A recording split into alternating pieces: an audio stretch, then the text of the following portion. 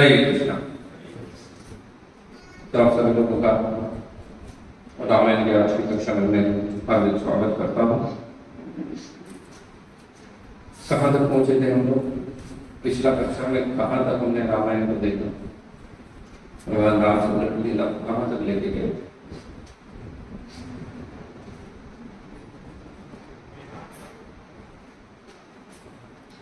रहना पर्वत हो गया, उसके आगे और बड़े थे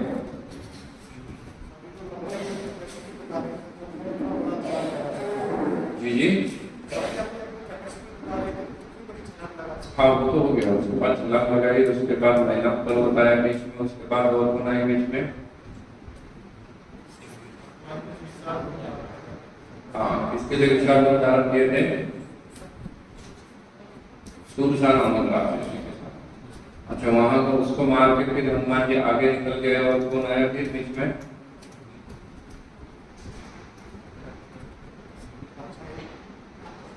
कौन आया था वो?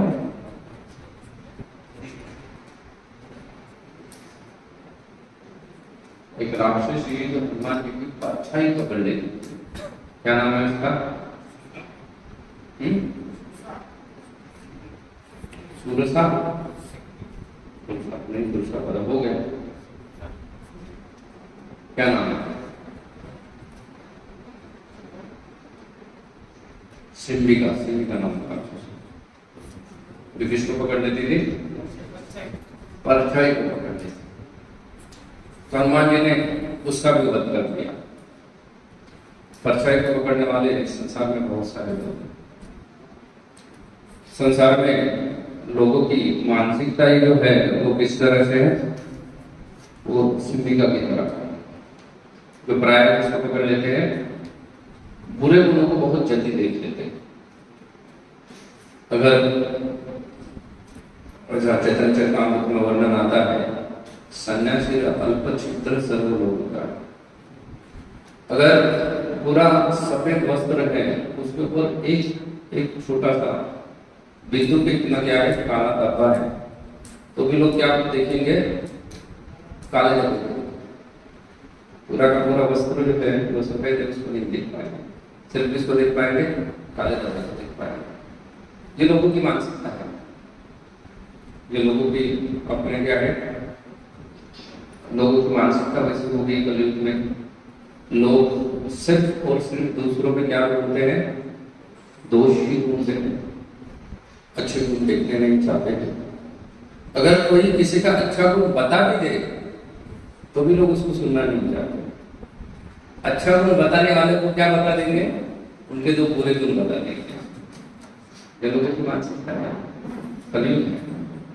कलयुग के लोग ऐसे ही बन चुके। कोई किसी का अच्छा गुण भी बोल दे, कुछ अच्छा किसी के बारे में बोल दे, तो भी वहां पे जाकर उसके बारे में वो क्या चीजें बोलेंगे? अच्छाई में थोड़ा सा अच्छा नहीं मिलाएंगे और क्या बोल देंगे? उसकी बुराई बोल देंगे, दो चार बुरी बातें बोल देंगे कि बोलेंगे कि देखो ये क्या है, ये वास्तविकता में क्या है, ऐसा है, क्या ऐसा नहीं है जैसे आप बता रहे हैं। आपको तो इतना ही पता है, आपको क्या नहीं पता है? इसका अपोजिट साइड पता नहीं, इसकी बुरी साइड पता नहीं। और अगर किसी की बुराई है तो फिर उसको क्या करेंगे लोग? उसको मैग्नीफाइज करेंगे, उसको बड़ा चढ़ा के दिखाएंगे। हालांकि बुराई रहती है थोड़ी सी, लेकिन बड़ा चढ़ा के बनाने का क्या है लोगों का? लोगों की आदत हो चुकी है। जैसे मानो एक घर में कई सारे कमरे, घर है, उसमें कई सारे कमरे हैं, उसमें से एक कमरे में किसी कोने में मल पड़ा हुआ है, विष्ठा पड़ी हुई है। ये अगर व्यापार एरिया रहता है कि लोगों को पता चल जाता है तो क्या करेंगे? वो पानी आने लेके आएंगे और उसको क्या करेंगे? धो डालेंगे। लेकिन कलयुग के लोग क्या करेंगे पता? कलयुग के लोग उस विष्ठा को उठा के सब कमरे में थोड़ा थोड़ा छिड़क देंगे। जिसको पता भी नहीं है किसी की बुराई के बारे में, उनको भी जाके क्या करेंगे? बोल देंगे, पता है तुम्हें कल क्या हुआ था, क्या बोल रहा था। ऐसी चीजें करते रहेंगे, सब जगह उसको क्या करेंगे? थोड़ा थोड़ा फैलाने का काम करेंगे। जो जिसको पता नहीं है उसको भी क्या करेंगे? जाके बताएंगे। जो भी पता नहीं है उसको जाके बताएंगे। हम प्राय इस बात के बारे में लिखते हैं। मंदिर में लोग आते हैं, पैसा लोग खाते हैं, कोई वक्त पुराने हैं, कुछ नए, कई सारे पुराने वक्त हैं। पुराने वक्त भी जब भी मंदिर में आएंगे ना, तो मंदिर में कुछ अगर अप्रिय घटनाएं हुई है उसके बारे में ज्यादा पूछें। बाकी दिन भर में कई सारी घटनाएं घटित रहती है। मंदिर में जब हम किसी को मिलने के लिए जाते हैं, कोई हमें ये नहीं पूछता कि आज भगवान कौन से रंग के वस्त्र पहना है। भगवान के वस्त्र नीचे बदले जाते हैं ना, कैसे फूलमालाएं पहनाई गई है, उसके बारे में किसको चिंता नहीं। मंदिर वास्तव में भगवान के लिए बना है, तो भगवान के बारे में पूछना चाहिए, लेकिन लोग उसके बारे में पूछेंगे क्या? उनके बारे में बिल्कुल नहीं पूछेंगे। बल्कि कुछ अप्रिय घटना घटित हुई है तो उसके बारे में क्या है, बारंबार पूछेंगे।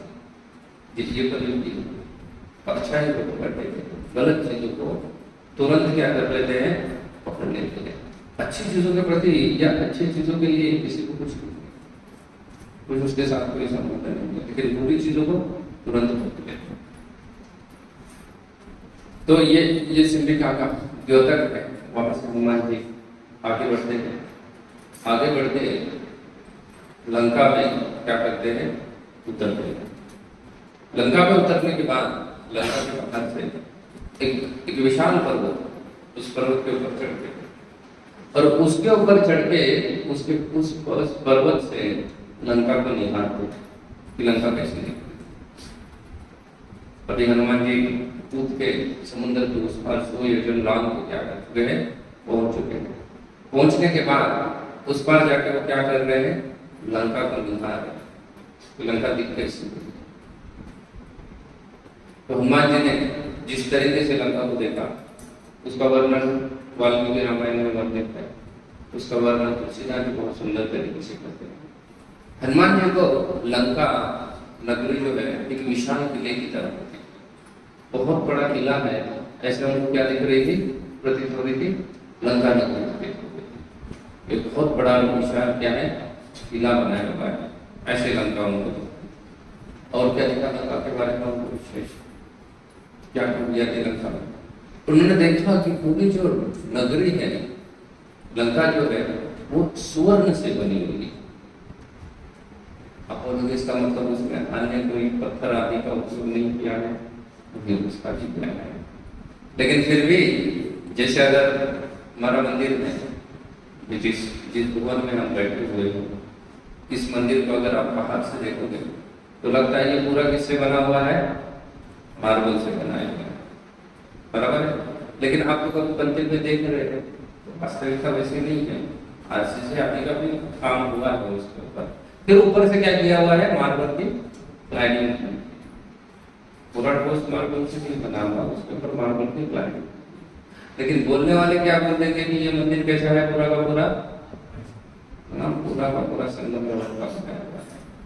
वैसे ही लंका में बहुत सारा इसका उपयोग किया था, सोने का उपयोग किया।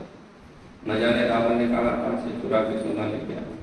ऊपर से लंका जिस त्रिकुट पर्वत के ऊपर थी, तो मैंने पहले भी बताया था वो पर्वत कहाँ से आया हुआ था, तो वैसे ही पूरा सोने का बना हुआ था। जैसे अगर आप आज अगर ब्रज में चले जाते हो गोवर्धन के आजू बाजू में, तो हम गोवर्धन शिला की पूजा करते हैं, लेकिन वहां पे बहुत सारे लोगों के घरों को क्या लगाई हुई है, गोवर्धन शिलाएं लगाई। तो उसी एरिया में वो लोग रह रहे हैं, तो फिर क्या कर रहे हैं, गोवर्धन शिला से ही हर चीज क्या करी हुई है, बनाए, हर चीज गोवर्धन शिला से।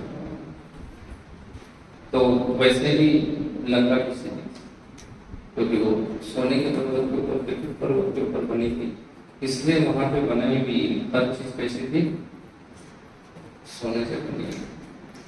अच्छा, और क्या देखा हनुमान जी, सिर्फ लंका सोने से बनी हुई नहीं देखा। अगर कोई चीज स्वर्ण से बनी हुई होती है तो फिर वो कैसी होनी चाहिए, वो शुभ होनी चाहिए।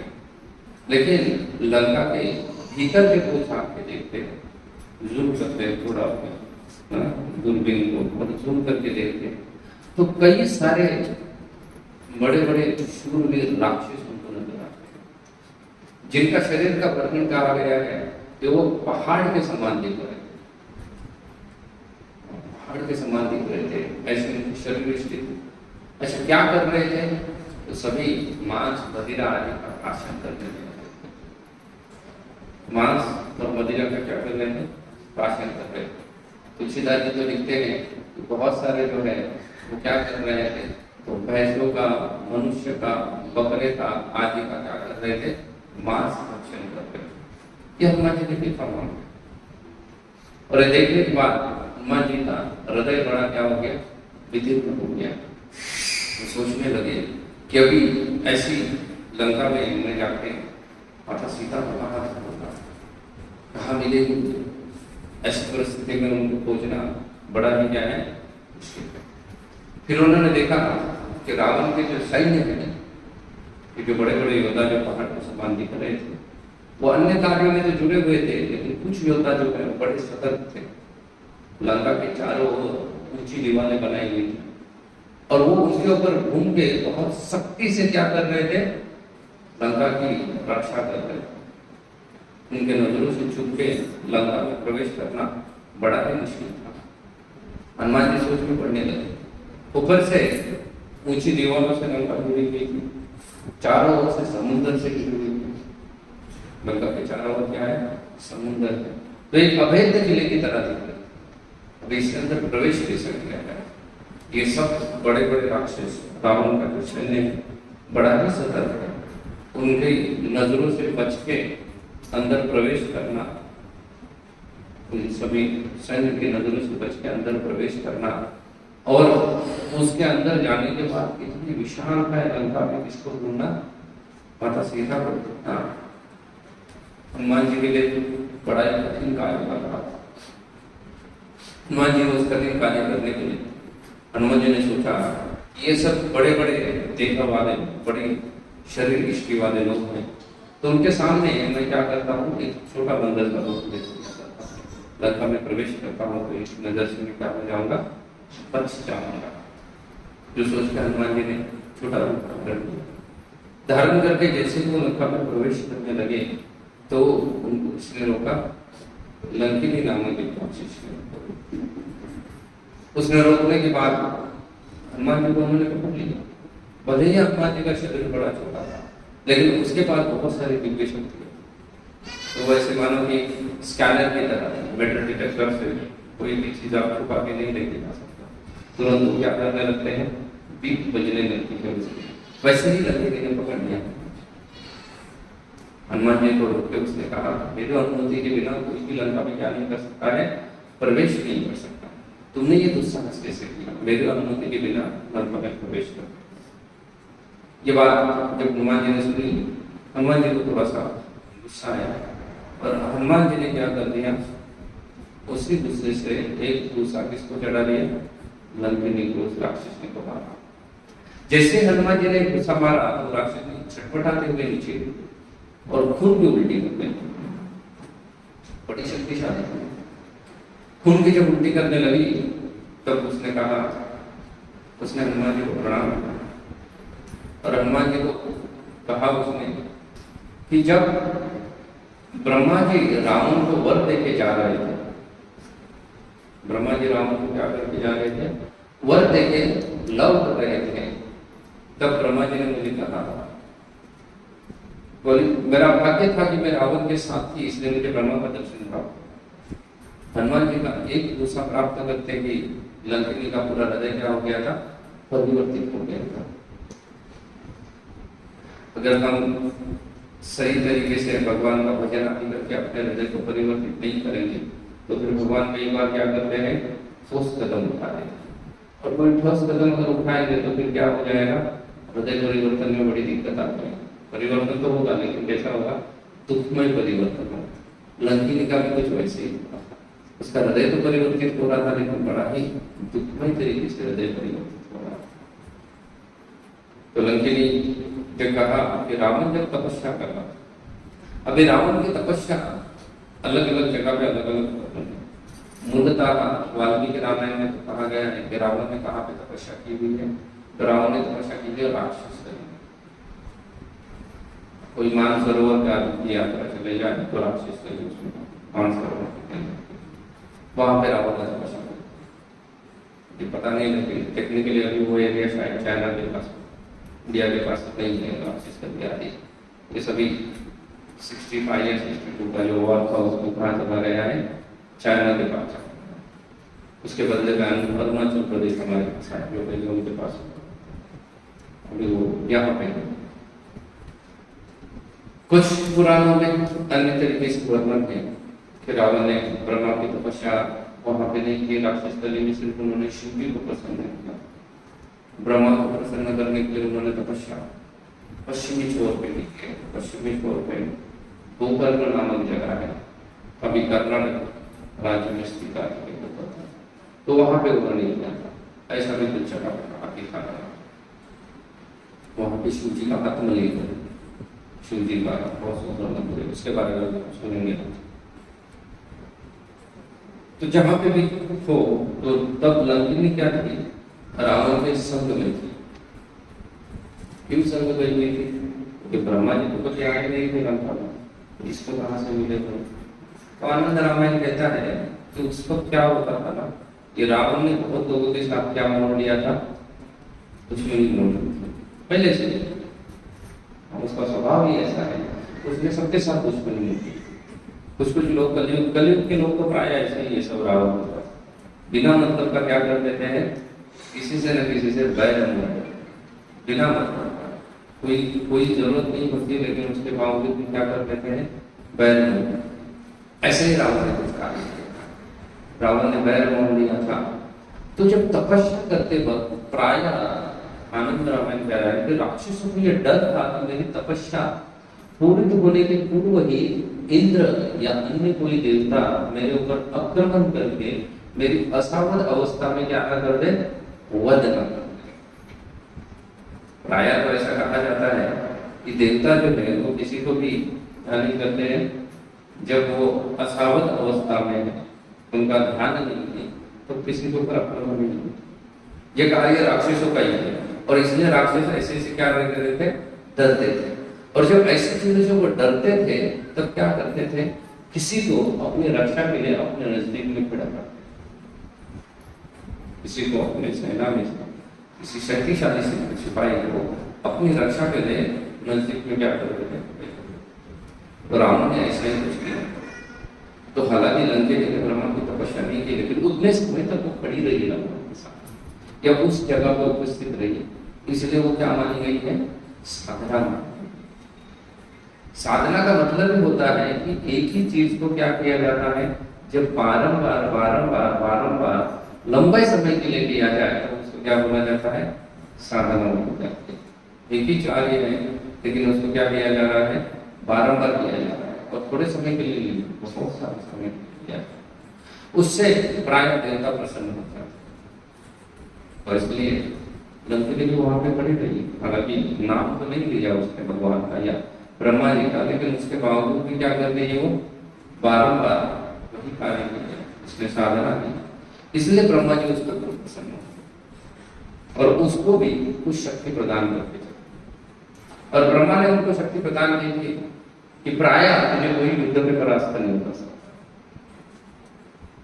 और अगर कोई तुम्हें युद्ध में परास्त कर दे तो तुम समझ लेना कि ये क्या है, ये रावण के साम्राज्य का और लंका का क्या होने वाला है, अंत होने वाला। तो जब हनुमान जी ने संहार दिया तो लंकिनी को, लंकिनी क्या हो गई थी, बेहोश हो गई। जब वो बेहोश होकर गिर गई है लंकिनी की अवस्था से, तब लंकिनी का हृदय परिवर्तन हुआ और हनुमान जी को ये वृत्तांत सुना। ये वृत्तांत सुनाने के बाद लंकिनी कहती है कि मेरा क्या है, भाग्य उदित हुआ है, मुझे किनके दर्शन प्राप्त हुए, भक्तों के संग प्राप्त हुए। बोले जरूर भगवान रामचंद्र मेरे ऊपर कृपा करने वाले होंगे, इसलिए उन्होंने मुझे क्या कर दिया है, भक्त की संगति प्रदान। रामचंद्र जी मेरे ऊपर कृपा करने वाले होंगे, इसलिए उन्होंने मुझे भक्त की क्या कर दी है, संगति प्रदान कर दी। देखो राक्षसों के भी भक्तों की संगति का गुणगान कर रहे हैं। रामचरित्र मानस को बहुत सुंदर तरीके से वहां पे संघ का क्या करती है, वो गुणगान करने लगती है कि अगर कोई भक्तों के संघ में रहता है तो उसको क्या लाभ। रामचरित्र मानस में बहुत सुंदर तरीके से उसका वर्णन हुआ है। वहां पे लंकिनी कहती है कि भगवान रामचंद्र मेरे ऊपर कृपा करने वाले होंगे, इसलिए उन्होंने मुझे क्या कर दिया है, आप जैसे श्रेष्ठतम से मिला। आपने मेरे ऊपर जो मुष्टि प्रहार किया है उसको मैं क्या कर रही हूँ, उसको मैं भगवान रामचंद्र की कृपा करके क्या कर रही हूँ, स्वीकार कर रही हूँ। बोले इस मुष्टि प्रहार से मेरे हृदय में जितने सारे कलमश थे, इसका संग करने की वजह से, इन राक्षसों का संग करने की वजह से, जो अंदर अंदर रह रहे हैं ना, वो सब बदमाश लोग हैं। बोले ये सब कुंडे पवाली बदमाश लोग हैं, इनका संग करने से मेरा हृदय पूरा कलुषित हो चुका है। लेकिन जो मैंने वमन किया है, उल्टी कर दी, व्रत की उल्टी कर दी, बोले उससे, उस वजह से ये पूरा कलमश क्या हो गया, नष्ट हो गया। लेकिन कोई कलमश नहीं बचा, उस वमन की वजह से वो पूरा कलमश क्या हो गया है, नष्ट हो गया है। इसलिए कहती है कि ऐसे भगवान और उनके भक्त का संग मुझे बारंबार मिलता रहे, ऐसे आप मेरे ऊपर कृपा मांगो, याचना करते हैं। बोले कि आप जैसा सूर्य लंका में प्रवेश कर रहा है, ये लंका का भाग्य नहीं, तो लंका में किसी साधु संत को प्रवेश करना वर्जित था।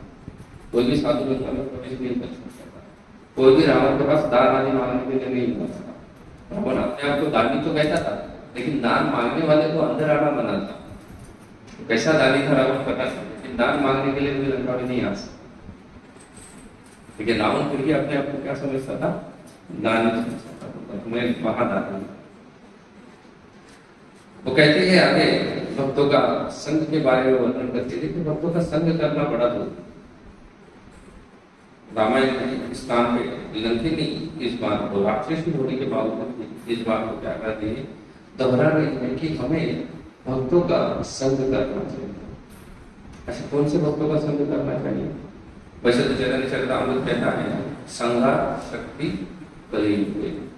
कलियुग में अगर किसी को शक्ति प्राप्त करनी है तो शक्ति कहाँ से आएगी, संग से आएगी।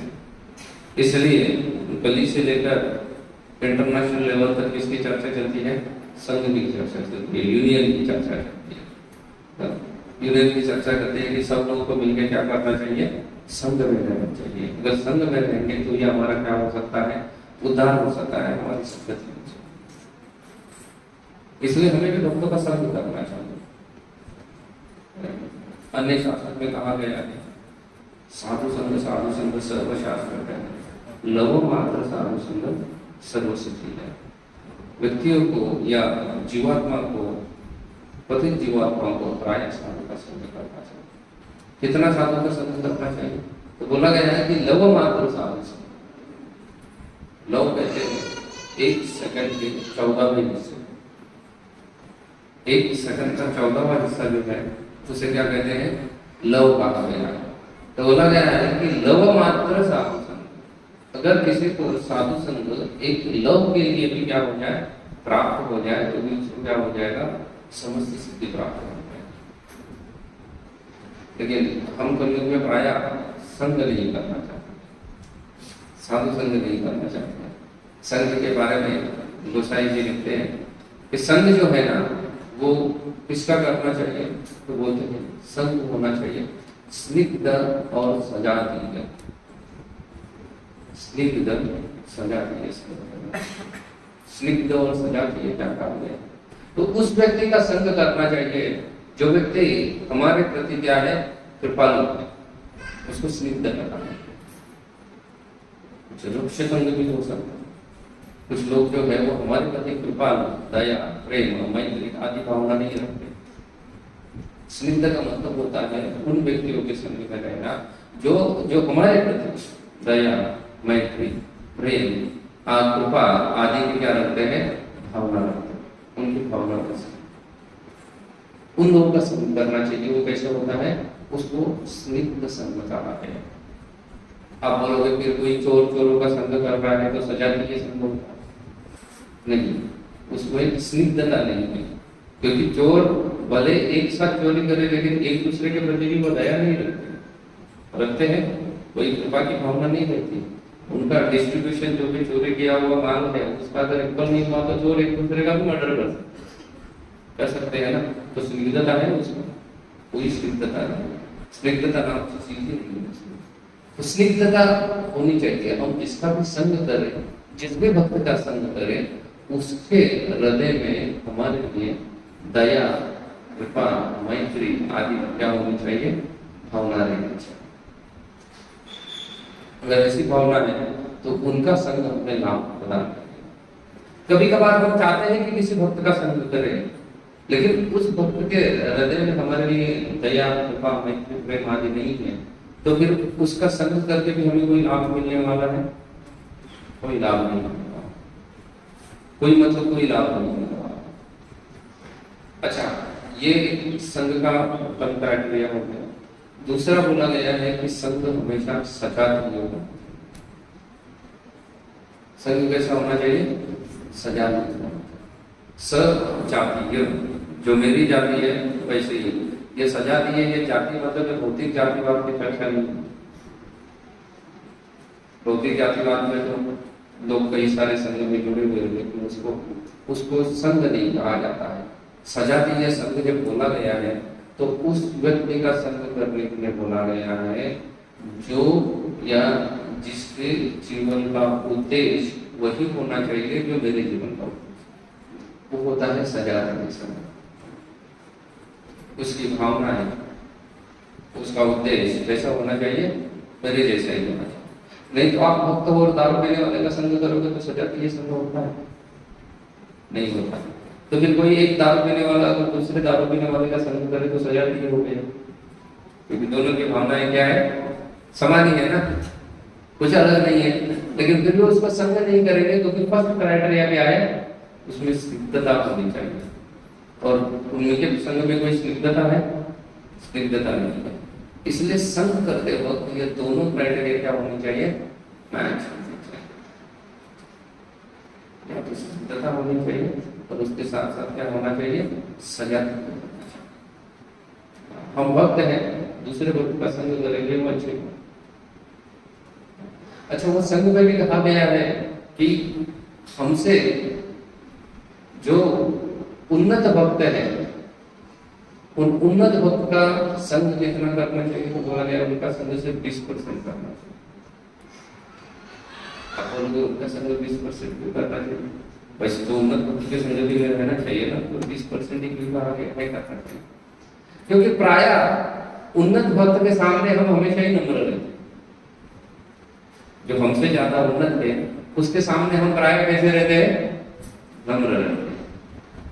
उनके सामने हम नम्र ही रहेंगे क्योंकि ऑप्शन ही नहीं है। उसको ज्ञान दिला नहीं सकते क्योंकि वो हमसे बहुत कुछ जानता है। उसको किसी प्रकार की शिक्षा नहीं दे सकते क्योंकि वो हर चीज में हमसे क्या है? उन्नत है, बड़ा चढ़ा है। तो हमेशा उसके सामने हम क्या रहेंगे? नतमस्तक रहेंगे, नम्र ही रहेंगे। हमारे अंदर कितने भी अनर्थात होंगे, कितनी सारी गलत कार्य करने की भावनाएं होंगी, लेकिन वो उसके सामने बाहर आएंगे क्या? क्योंकि वो क्या है? वो सीनियर है, बहुत ऊपर पहुंच गया।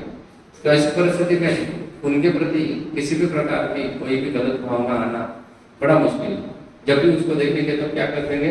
प्रणाम करेंगे। क्या करेंगे? सीने हाथ करेंगे। अगर प्रणाम नहीं करेंगे तो पब्लिक में क्या करेगा? इज्जत उतार देगा। इसलिए डर के मारे ही क्या करेंगे? हर चीज का क्या करेंगे? पालन करेंगे। हर चीज का पालन करेंगे डर के मारे। इसलिए बोला गया कि ये संग कितना होना चाहिए? 20% संग। उसके साथ साथ हमसे भी दुनिया में नए बोले उनका भी संग ज्यादा होता। क्यों उनका संग ज्यादा नहीं करना चाहिए? क्योंकि जो नया नया भक्ति में जुड़ा है ना, वो आपको क्या मानेगा? उन्नत मानेगा और हमेशा आपको प्रणाम करेगा। वो आपको क्या मानेगा? हमेशा उन्नत भक्त मानेगा, क्योंकि वो नया नया जुड़ा है ना, उसको भी पता नहीं। इसलिए उसके सामने आप हमेशा कैसे रहोगे? उन्नत भक्त की तरह। वो हमेशा आपको प्रणाम करेगा, जी हमेशा आपको प्रणाम करेगा। और फिर संग किसका करना चाहिए? 80% जो है ना, वो एसोसिएशन होगा। इक्वल एसोसिएशन में आप दूसरे को ज्ञान पिलाने का प्रयास करोगे ना, तो तुरंत मुझ पे बोलते का मुझे पता है मुझे क्या है ना कितने पानी में तुम हो ये मुझे अच्छे से पता है।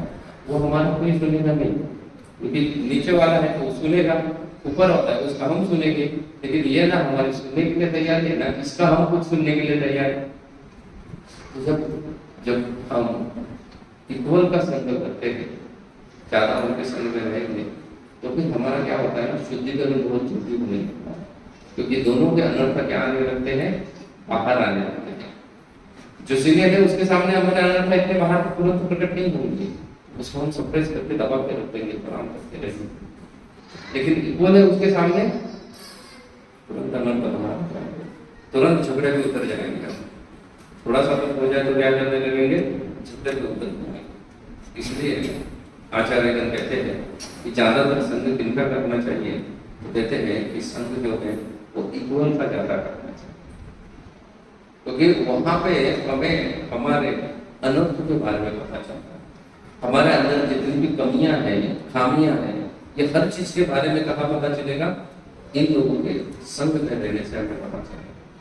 अगर हम इन लोगों के संग में नहीं रहेंगे तो हमें हमारे अनर्थ के बारे में कभी पता नहीं चलेगा, वो कभी बाहर आएंगे ही नहीं। कलयुग के बारे में कहा गया है, कलयुग में विशेष 2 लक्षण बोले गए। कौन से बोले गए?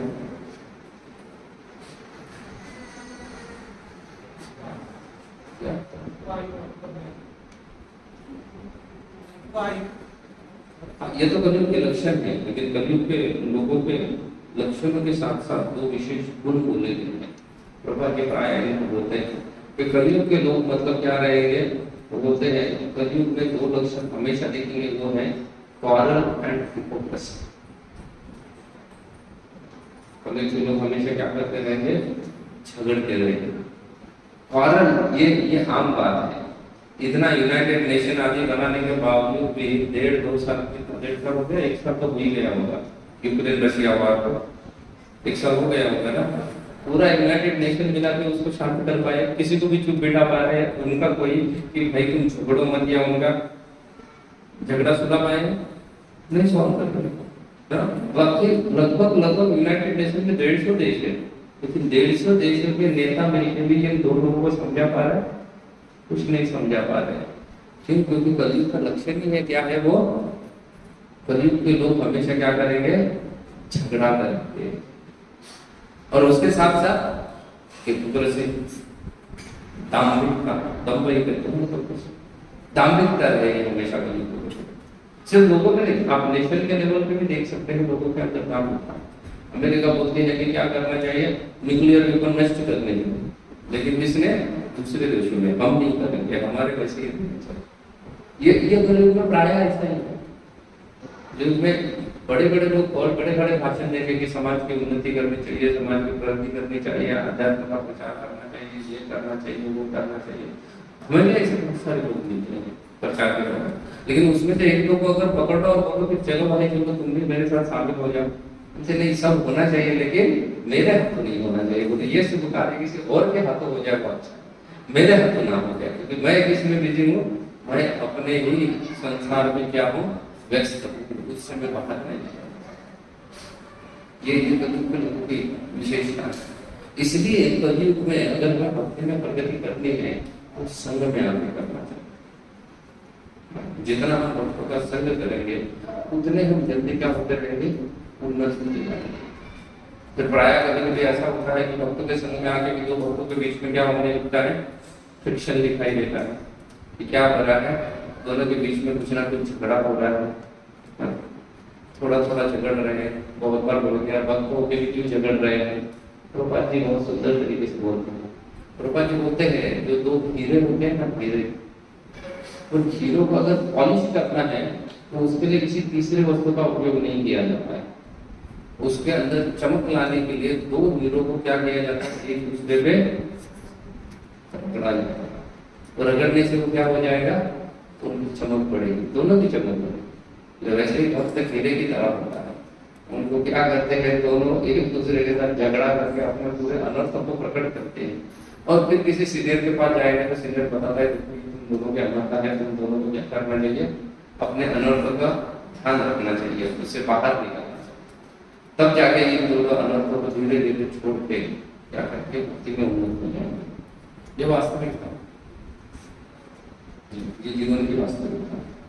तो वहां पे लक्ष्मी ने इस बात को क्या कर रहे हैं, संघ के बारे में हनुमान जी के सामने बोलना। हनुमान जी उसका सुनते हैं सब कुछ लंका से, और सुन के लेने के बाद फिर वहां से क्या करते हैं, लंका में प्रवेश करते हैं। लंका में बहुत बड़े बड़े ऊंचे ऊंचे महल हैं।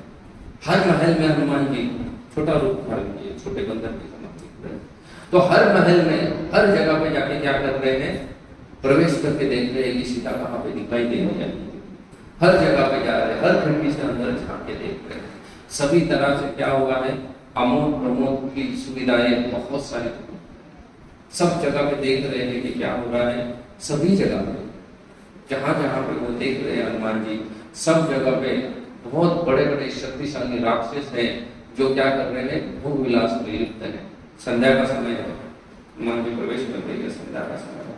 तो कई सारे राक्षस क्या है, बहुत सारी स्त्रियों से जुटे हुए हैं। कई सारी स्त्रियां, उसका वर्णन है हनुमान जी बहुत जगह पे, एक जगह पे तुलसीदास जी वर्णन करते हैं कि हनुमान जी प्रार्थना करते हैं, क्योंकि हनुमान जी ब्रह्मचारी हैं। लेकिन बहुत बार क्या हो रहा है, वो पूरे लंका में जब शांत संध्या के समय में प्रवेश कर रहे हैं तो कई सारे जगह पे बड़े बड़े राक्षस जो है वो क्या है, वो नग्न स्त्रियों से जुड़े। ऐसे अमोद प्रमोद में पूरा हनुमान जी देखते हैं, सोचते हैं कि इतनी सारी स्त्रियों में कहाँ मिलेगी सीता, कैसे ढूंढे जाएगा सीता, कहाँ देखेंगे सीता। ऐसा करते करते हनुमान जी क्या करते हैं, लंका में प्रवेश करते हैं। रावण के महल में प्रवेश करते हैं।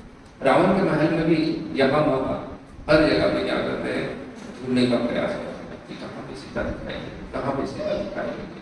लेकिन माता सीता कहीं पे नजर नहीं आती। रावण के महलों में कई सारा संगीत वाद्य आदि चलता है। रावण क्या है, कहीं पे वर्णन है कि रावण कई सारी स्त्रियों से घिरा हुआ सोया हुआ रावण हनुमान जी लिखा है। कहाँ पे लिखा हुआ है कि क्या लिखा हुआ है कि कई सारे जगहों पे संगीत आदि चल रहा है, कई सारी स्त्रियां नृत्य आदि कर रही है, तो उस सब का आनंद उठाने में रावण क्या है, व्यस्त है।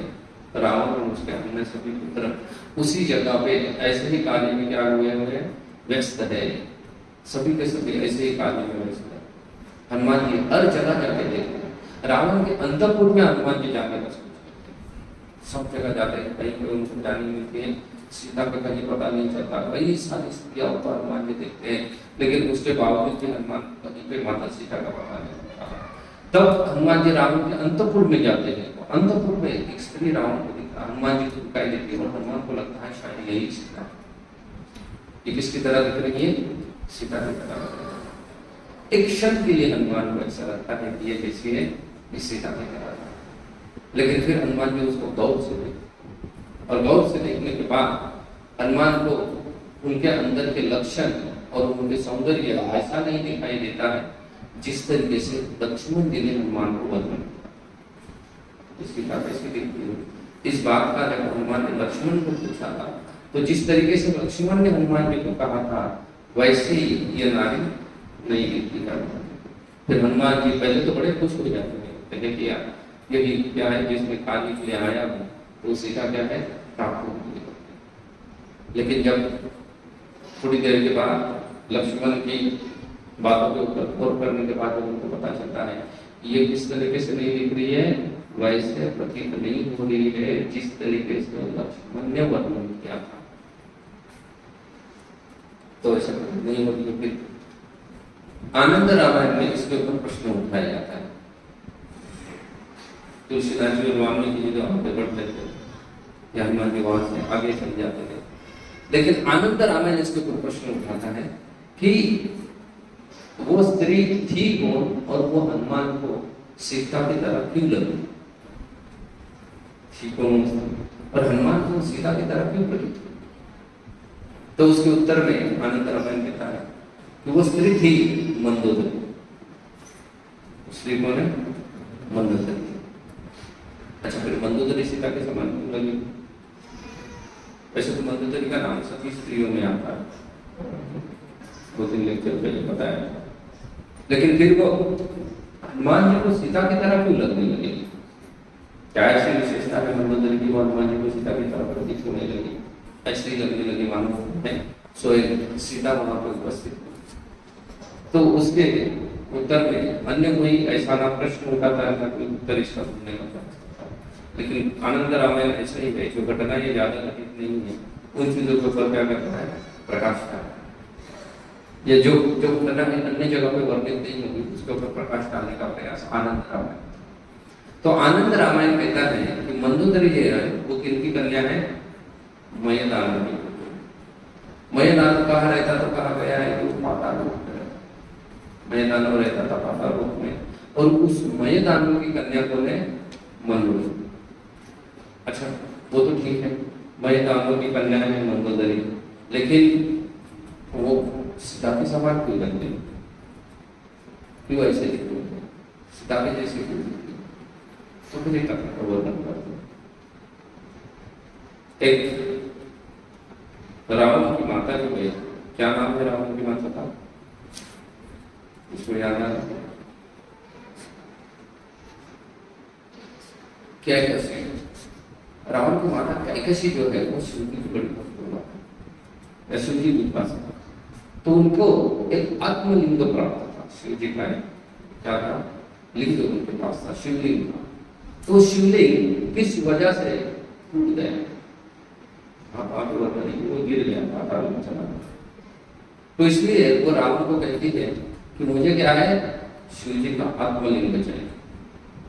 अभी शिव जी का आत्मलिंग चाहिए, रावण कहता है भाई ये लिंग नया काल के लिए बनवाए हम तो क्या है, रावण है ना, तो हम क्या करेंगे, डायरेक्ट जाकर शिव जी को ही लेके आते, आपके सामने ही बिठा देंगे। आप लिंग आदि की पूजा करने में कहा अपना समय व्यर्थ गवा रहे, हम तो जाके किसको लेके आएंगे, शिव जी को।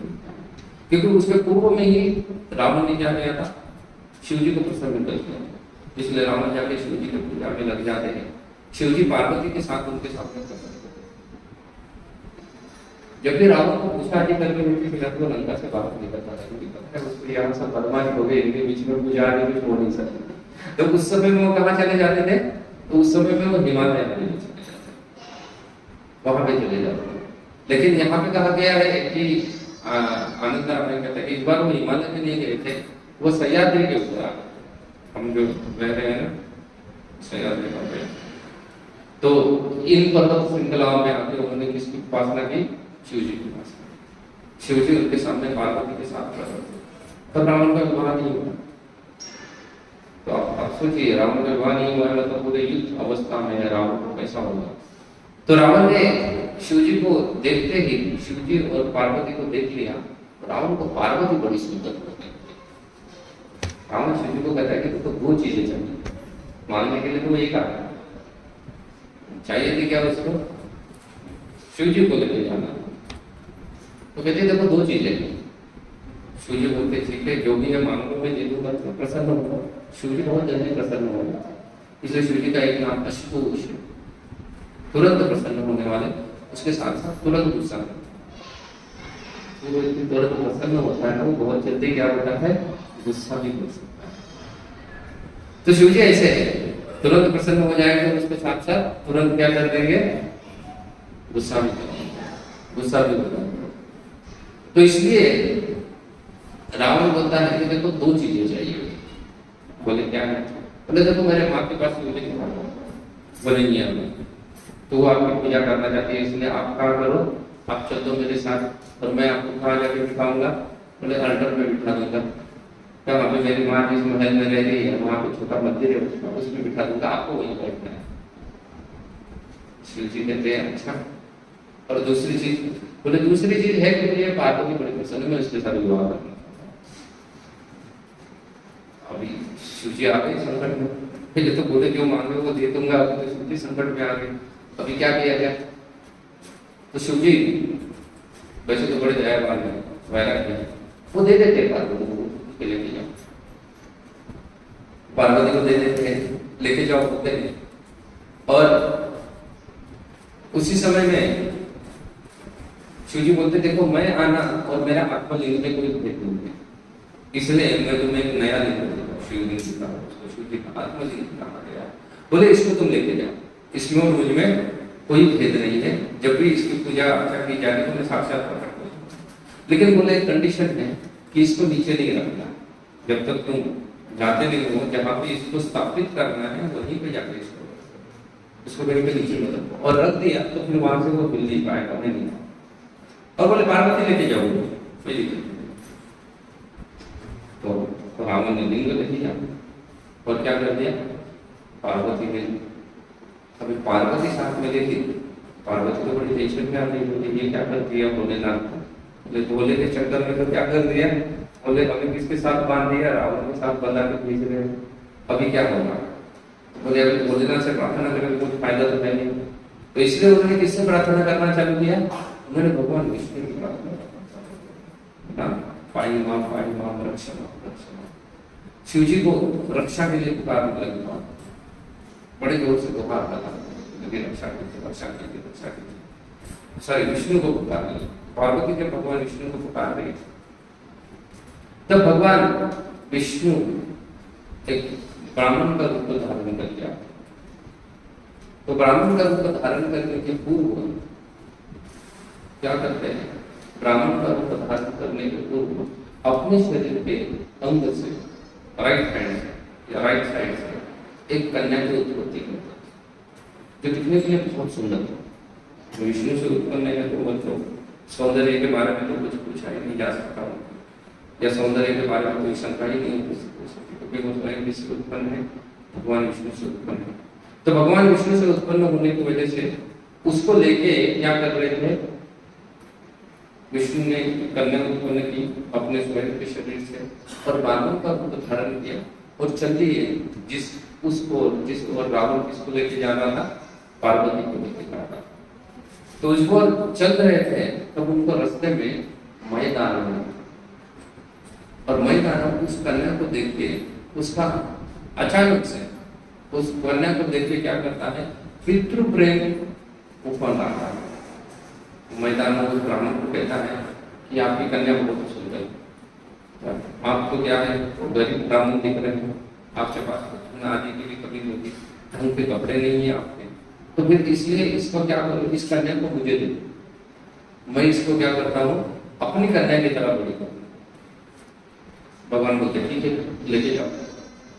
भगवान जो ब्राह्मण रूप में है मय दानव को कन्या दे देते हैं, और वो कहाँ पहुंच जाती है, पाताल लोक में मय दानव के साथ।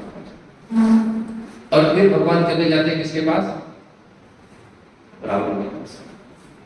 रावण के पास चले जाते हैं, रावण को कहते हैं, रावण रूप में है रावण को बीच में देखते हैं, रावण को कहते हैं कि रुको रुको रुको, बोले तुम इतने बहुत रावण का गुंगा करते हो, बोले तुम इतने शूरवीर हो, इतने शक्तिशाली हो, और ये किसको लेके जा रहे हो अपने संग में, कौन सी स्त्री को लेके जा रहे हो। कहते हैं कि ये पार्वती है। भगवान जो ब्राह्मण रूप में है बोले ये कौन सी पार्वती, बोले शिव जी ने कुछ तो घोटाला किया है। बोले पार्वती बता के तुम्हें क्या कर दिया, एक साधारण सी स्त्री तुम्हें छूट दी। बोले पार्वती क्या है, बोले पार्वती तुम्हारी नजर ना गिरे इसलिए शिव जी ने छुपा के रखी। कहाँ पे, बोले पाताल में छुपा के रखी है मैदानों के साथ, और तुम्हें क्या कर दिया है, एक डुप्लीकेट पार्वती तुम्हारे हाथ में थमा दी। रावण को बड़ा गुस्सा था, लेकिन अभी शिव जी के ऊपर कैसे गुस्सा निकाले, अभी भी तो उनसे वरदान दे क्या। तो शिव जी के पास जाता है और शिव जी को बोलता है कि देखो अब मेरा मन परिवर्तित हो गया है, मेरा शादी ब्याह को मुझे इच्छा नहीं है, तो इसलिए आप पार्वती को क्या करो, ले दो आपके पास, मुझे नहीं चाहिए। क्योंकि अभी उसके दिमाग में कौन सी पार्वती भगवान ने भर दी थी, वो पुरानी जो वहां पे मैदानों के संग में गई, उसका विचार उसके मन में आने लगा। बोले पार्वती चाहिए तो मुझे वो पार्वती चाहिए, ये वाली पार्वती नहीं चाहिए, ये पार्वती कुछ काम की नहीं। और वो लिंग लेके निकल गए, पार्वती को जान चुके, पार्वती ने भगवान को धन्यवाद दिया, और वो लिंग लेके निकल गए। ये ब्राह्मण को उसके साथ चल रहा, वो बोले ब्राह्मण को कहा जा रहा है, ब्राह्मण बोले मैं इंद्र के लिंग पर रहता हूँ, मैं उसको आ रहा हूँ, हम संग में चले। रास्ते में रावण को क्या आया, लघु शंका लगा। रावण सोचने लगा कि क्या करें, नीचे रख दिया तो गड़बड़ हो जाएगी, इसलिए वो उस ब्राह्मण के हाथ में ली, और ब्राह्मण को कहते हैं तो नीचे मत रखना, मैं तुरंत जाके आता हूँ। ब्राह्मण कहते ठीक है अब जाके आ जाओ, लेकिन अगर आपने ज्यादा देर लगा दी तो मैं नीचे रख के चला जाऊंगा। अभी शिव जी को वास्तव में जाने ही नहीं था रावण के साथ, शिव जी चाहते ही नहीं थे लंका में जाके, इसलिए रावण जब लघु शंका करने लगा, उस ब्राह्मण जो स्वयं भगवान ने उनके हाथ में उस लिंग को देखे, तो शिव जी ने रावण के उदर में, पेट में गंगा को प्रकट कर दिया। वैसे उनके शिखा के प्रकट हो गई है, जटा से प्रकट हो गई है, इसलिए उसको कहां से कहां पे प्रकट कर दिया, रावण के उदर में प्रकट कर दिया। तो इसलिए रावण मूत्र विसर्जन कर रहा था, वो खत्म ही नहीं हो रहा था। हम परेशान थे कि इतना पानी कहां से स्टोर हो गया अंदर, ये खत्म ही नहीं हो रहा। पर रावण को चिंता है कि वहां पे वो क्या करते, वो नीचे ना रख के चला जाए, क्योंकि वो ब्राह्मण ने बोला था देखो मैं एक समय तक 5-10 मिनट राह देखूंगा, उसके आगे के राह में देखूंगा। रावण वहां से चिल्ला रहा है कि मैं आ रहा हूँ, नीचे मत रखना। लेकिन यहाँ पे क्या हो रहा है, खत्म ही नहीं हो रहा है, खत्म ही नहीं हो रहा है। तो ब्राह्मण समझ गया कि ये आने वाला नहीं है और मुझे आगे निकलना है। तो रावण ने उस शिवलिंग को या आत्मलिंग को शिव जी के उस ब्राह्मण ने वहीं पे रख दिया और ब्राह्मण निकल गया। जैसे ही शिवलिंग को नीचे रखा, वैसे ही रावण के यहाँ पे लघु शंका वो खत्म हो गई। रावण तोड़ के चला गया, तोड़ पे जाके वो ब्राह्मण देवता को आवाज दी गई, तो ब्राह्मण कहीं पे नहीं है, और जो आत्मलिंग है वो क्या है, नीचे रखा। रावण ने उस आत्मलिंग को बड़ा हिलाने का प्रयास किया, उठाने का प्रयास किया, उखड़ने का प्रयास किया, लेकिन रावण उसको क्या नहीं कर पाया, ना हिला पाया, ना उखाड़ पाया, ना निकल पाया।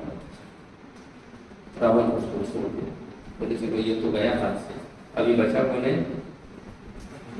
वो कन्या है पार्वती, जो किसके पास छुपाई गई है, मैदानों के पास छुपाई गई। तो रावण वहां से कहाँ निकल जाता है, पाताल लोक में चला जाता। और वो जो लिंग जहाँ पे रावण ने छोड़ दिया था, वो लिंग आज भी उपस्थित है। आनंद रामायण, कम्ब रामायण में वो मिलते हैं कि वही लिंग जो है शिव जी का आत्मलिंग है, वो गोकर्ण में अभी जो पश्चिम दिशा में उसको स्थापित किया था भारत के, तो गोकर्ण जो है वो भारत के पश्चिमी तट में आता है। तो वहीं पे ही ये शिव जी का मंदिर है गोकर्ण में। आज भी गोकर्ण में शिव जी का प्रसिद्ध मंदिर है, और उस मंदिर में जो लिंग है, वो लिंग की स्थापना भगवान विष्णु ने की थी। वही आत्मलिंग है जो किसको दिया हुआ था, वो रावण को दिया हुआ था शिव जी के पास। तो आप में से अगर कोई कर्नाटक से है, कोई है कर्नाटक प्रदेश में, कोई कभी गोकर्ण गए होंगे, प्रभु तो है जो तो ये गोकर्ण में वही शिवलिंग की स्थापना आज भी है, वहां पे वो स्थापित है। बाद में गोकर्ण तो बड़ा प्रसिद्ध हो गया, वहां पे फिर भागवत कथा भी हुई थी जो गोकर्ण के द्वारा की गई है। उसकी एक अन्य कथा है, लेकिन उसमें हम नहीं जाएंगे, वो रामायण से उसका कोई मेल नहीं है, ना कि रामायण से कोई संबंधित है, कोई इसलिए हम उसको नहीं देखेंगे। तो ये होने के बाद रावण चला गया मंदोदरी के साथ मैदानों के पास जाके। मैं वैसे ही मैदानों में उसने रावण की महानता को सुना था, उसने जाके क्या कर दिया, अब मंदोदरी का पानी ग्रहण करने की इच्छा प्रकट की मैदानों के सामने। तो मैदान तुरंत उसके लिए क्या कर देते हैं, मान लेते हैं, ठीक है मैं अपनी कन्या में दान कर देता हूँ। उसके साथ बहुत सारा दहेज आदि देके वो क्या करते हैं, भेज देते हैं, मंदोदरी को भेजते हैं, मंदोदरी लड़का।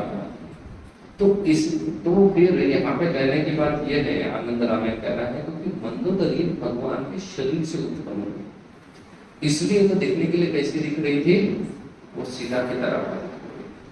क्योंकि समस्त स्त्रियां जो है, वो सभी स्त्रियां क्या है, वो सीता का ही क्या है, आंशिक अवतार बन रहे हैं। समस्त स्त्रियां है जितने भी है, भगवान के अंतरंग शक्ति है सीता, और समस्त स्त्रियां जो है वो अंतरंग शक्ति का क्या है, एक्सपांशन है या प्रकटीकरण। लेकिन ये तो किससे प्रकट हुई है, साक्षात भगवान के शरीर से प्रकट हुई है, इसलिए वो किसके समान दिख रही थी, सीता के समान दिख रही थी। इसलिए हनुमान को लगी कि वो कौन है, वो सीता है।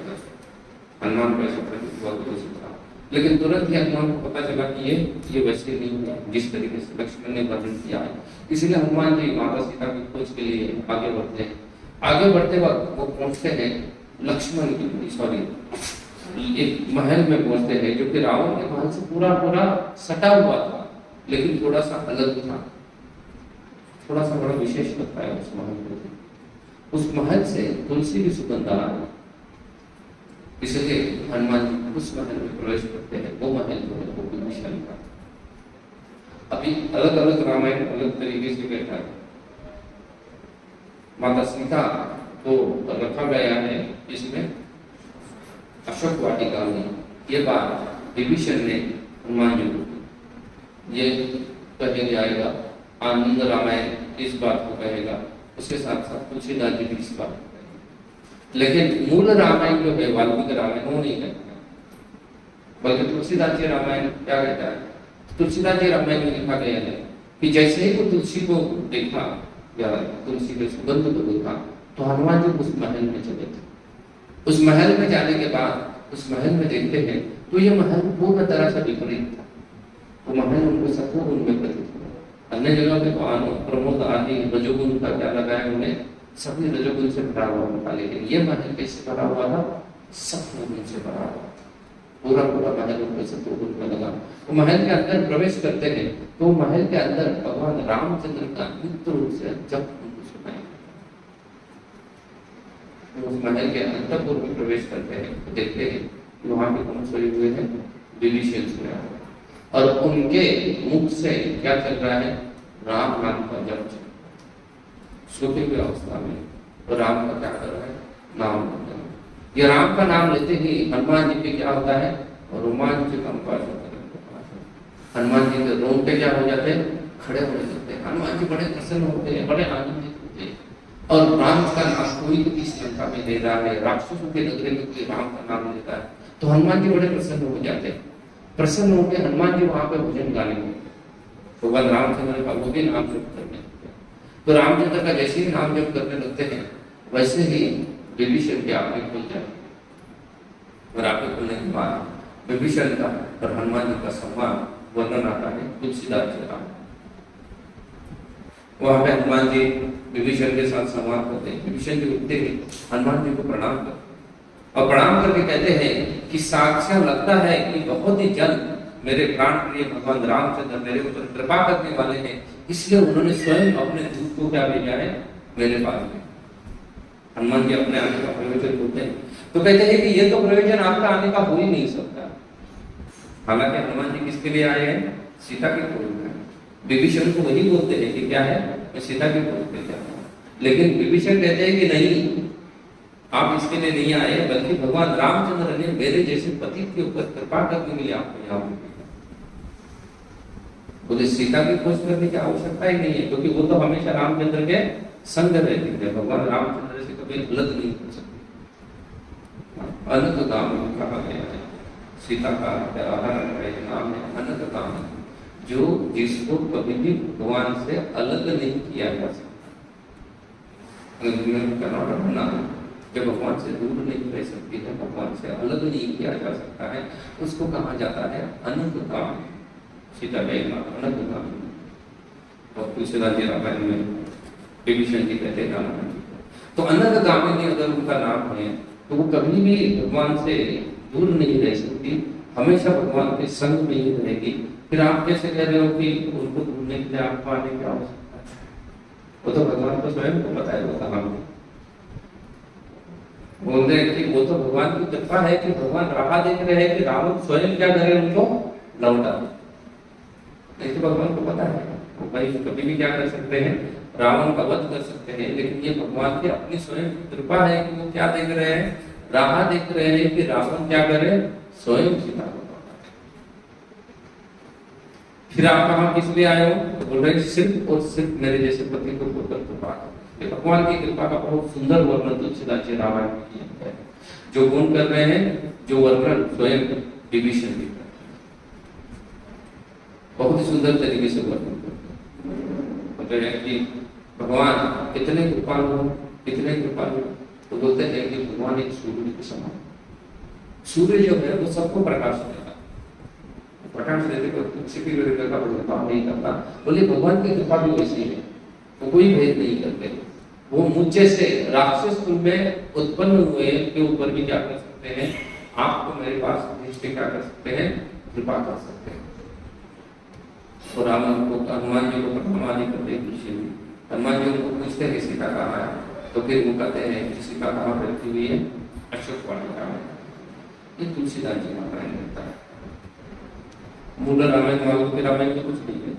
बोलते हैं सिर्फ क्या देखते हैं, वो एक महल देखते हैं, जिस महल में क्या है, तुलसी लगी हुई है, उस महल के आंगन में तुलसी का पौधा लगा हुआ है, इसलिए हनुमान जी उस महल में प्रवेश ही नहीं करते। वाल्मीकि जी तो ये कह रहे हैं कि हनुमान जी उस महल में क्या नहीं कर रहे हैं, प्रवेश ही नहीं करते। क्यों प्रवेश नहीं करते? क्योंकि बोले ये वैष्णव का, वो सीता को छुपा के नहीं करते। ऐसा अधर्म कार्य को नहीं कर सकता है, लेकिन वैष्णव नहीं कर सकता है, क्योंकि उसके घर के बाहर क्या है, तुलसी का पौधा लगा हुआ है। इसका मतलब ही क्या है, वो एक वैष्णव का है। महाराष्ट्र में प्रसिद्ध संत तुकाराम महाराज एक अभंग में लिखते हैं कि वैष्णव का संसार कैसे होना चाहिए, तो वो लिखते हैं, दारी तुलसी निर्विकार पहाड़ संतान का संसार। बोले अगर कोई संत वैष्णववादी है तो उसका संसार क्या है, तो बोले उसके संसार में एक ही चीज है, और वो क्या है, उसके घर के सामने बहुत सुंदर तुलसी महारानी है, बस बाकी उसके पास कुछ नहीं है। एक ही चीज उसके पास धन है, और वो क्या है, तो तुलसी महारानी का धन है। वो तुलसी महारानी उसके घर के सामने बहुत ही सुंदर, बहुत ही सुंदर तुलसी महारानी है, बस यही उसका संसार है, अन्य कोई उसका संसार नहीं हो सकता। तो हनुमान जी जब देखते हैं तो वाल्मीकि जी कहते हैं कि हनुमान जी उस महल में प्रवेश नहीं, वो भी प्रवेश करने का। यहाँ तो क्या है, यहाँ पे कहीं पे भी सीता का होना संभव ही नहीं। और फिर वो स्वयं ढूंढते ढूंढते पहुंचते हैं अशोक वाटिका। ये वाल्मीकि जी है। तुलसीदास जी कह रहे हैं कैसे अशोक वाटिका में पहुंचते हैं, उनको किसने बताया, उनको विभीषण ने बताया। अच्छा ठीक है, तो अशोक वाटिका में जैसे जैसे पहुंचता है, जब वो अशोक वाटिका में पहुंचते हैं तो वाल्मीकि जी रामायण में कहा गया है, अशोक वाटिका में वो एक शीशम के वृक्ष के ऊपर बैठे। शीशम वृक्ष के अलग अलग नाम होते हैं, तो शीशम के वृक्ष के ऊपर बैठे और नीचे देखते हैं तो सीता क्या की हुई है, पेड़ के नीचे बैठी हुई है, अपने चरणों की ओर देख रही है। उनके पूरे जो वस्त्र है वो मैले हो चुके हैं, उनकी जो जटाएं हैं वो पूरा मिट्टी आदि लगने से एक ही घनी हो चुकी है, एक ही वेली की तरह घनी हो चुकी है। हनुमान जी को बड़े दया है, लेकिन वो सोचते हैं कि अभी मैं सीता के सामने कैसे करूं, क्या कहूंगा मैं। इस सोच में जब हनुमान जी बैठे हुए हैं, वही छोटे वानर के रूप में शीशम के पेड़ पे पत्तों के पीछे अपने आप को छुपा लेते हैं। और उतने में वहां पे आता है, बहुत सारा कोलाहल होने लगता है, बहुत सारा आवाज आने लगता है, और वहां पे कौन पहुंचता है, रावण पहुंचता है। अभी तो रावण वहां डांस देख रहा था, वहां पे रावण क्लब में था। अभी रावण यहाँ पे क्यों पहुंचा, तो आनंद रामायण इसके बीच बड़ी होता है। आनंद रामायण कहता है कि हनुमान जी को ढूंढते ढूंढते बहुत समय हो गया, सीता को ढूंढने के लिए रात्रि में ढूंढ रहे हैं ना, तो बहुत सारा समय रात्रि का व्यतीत हो चुका था। तो उतने में रावण वहां डांस देख के दारू पी के सो गया, क्योंकि रावण क्या कर रहा है, तो वो सो गया। और सोने के बाद रावण को सपना आया कि कोई वानर लंका में घुस आ गया, और उस वानर ने क्या कर दिया, जाके सीता को मिला। और रावण क्या हो गया, इस डर से तुरंत क्या हो गया, चढ़ गया, और वो देखने के लिए पहुंचा कि सच में कोई वानर वहां पे है या नहीं है, इसलिए रावण वहां पे पहुंचा। तो रावण पहुंच गया, रावण ने सीता को बड़ी अलग अलग तरीके से क्या कर दिया, धमकाना शुरू कर दिया। उन्होंने कहा कि आपको क्या करना पड़ेगा, मेरी बात मान लो, नहीं तो अभी क्या बचा है, 1 महीने का वक्त है, 1 महीने का जब मेरी बात नहीं मानती हो, मैं तुम्हारा क्या कर दूंगा, वध कर दूंगा। और रावण वहां से अन्य कई राक्षसों को बोल के क्या सीता को डरा और वहां से चला गया। तो उन राक्षसों में एक त्रिजटा नाम राक्षस, तो रावण जैसे ही चला जाता है तो ये सभी राक्षसनियां क्या करती है, रावण के आदेश का पालन तो करेंगे, तुरंत रावण के आदेश का पालन करने का प्रयास करती है।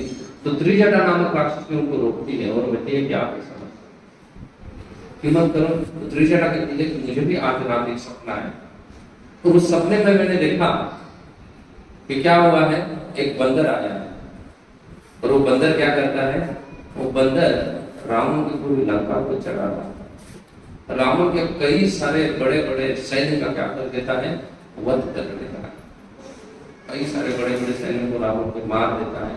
और उसके बाद वो क्या करता है, लंका को जलाता है। इसलिए ये जो सीता है, ये क्या है, ये पवित्र स्त्री है।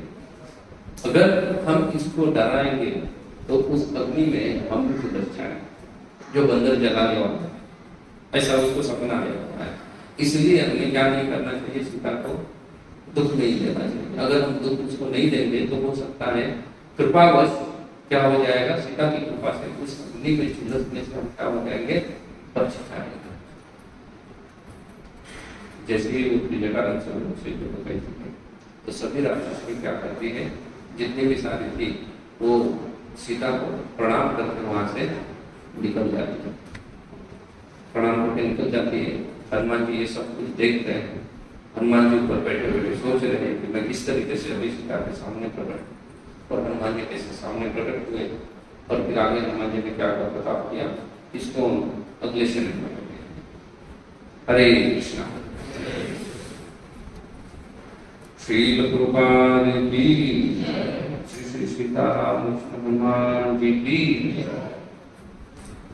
हरे कृष्णा कृष्णा कृष्णा हरे हरे